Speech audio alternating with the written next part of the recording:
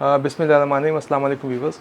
आज एक बहुत ही आम सा कॉमन टॉपिक है जिसको टाइफाइड फ़ीवर के बारे में, जिसको एंटेरिक फ़ीवर भी कहते हैं, मियादी बुखार भी कहते हैं या बड़ा बुखार कहते हैं। बेसिकली ये तरक्की पज़ीर ममालिक में एक बहुत ही कॉमन सी बीमारी है और इसमें जो बुखार होता है बेसिकली वो बहुत ही हाई ग्रेड होता है, बहुत तेज़ शदीद बुखार होता है, 103 104 तक होता है। वो मुसलसल होता है और इसके साथ शदीद हेडेक और मैदे का दर्द होता है और कुछ लोगों को डायरिया, पेचस या कब्ज़ कंस्टिपेशन होती है। आम तौर पे ये कुछ दिनों की ट्रीटमेंट अगर प्रॉपर एंटीबायोटिक दी जाए और डायग्नोज हो जाए तो कुछ दिनों के इलाज के साथ ही ये ठीक हो जाते हैं। 2 हफ्ते का इसका ट्रीटमेंट होता है।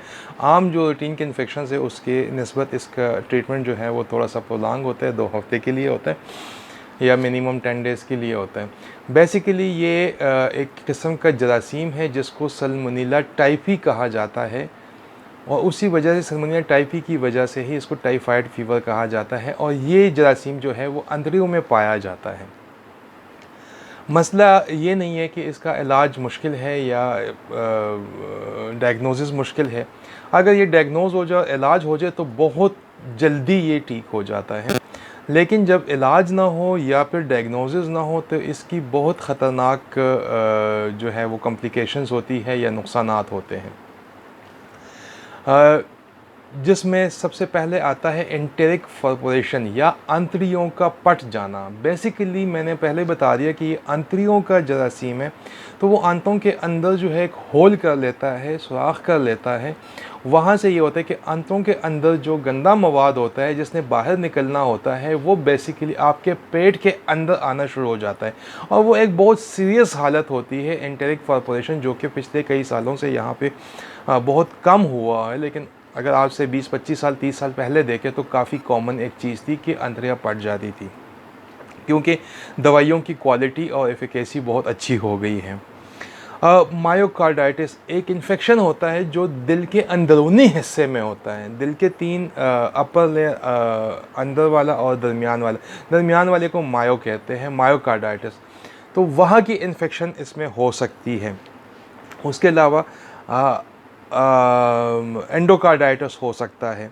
उसके अलावा जो है एक और चीज़ होती है निमोनिया, वो भी सल्मोनेला की वजह से हो सकता है।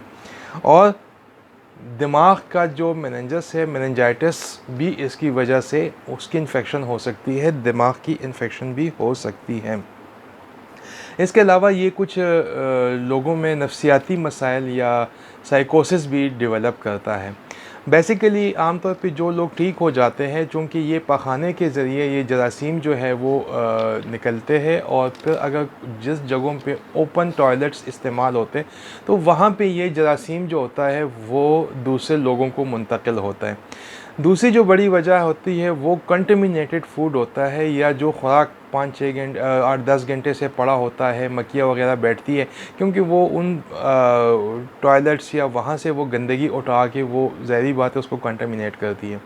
इसी वजह से तरक्की पज़ीर ममालिक में जहाँ सफाई का ख्याल ज़्यादा ना हो, पानी एक बहुत बड़ा टाइफाइड का सोर्स है, पानी की वजह से होता है। जहाँ पे जिन पानियों में सीवरेज की लाइनें मिली होती हैं, जहाँ पे पानी का निज़ाम बहुत अच्छा नहीं है, तो वहाँ पे ये बीमारी बहुत ज़्यादा है।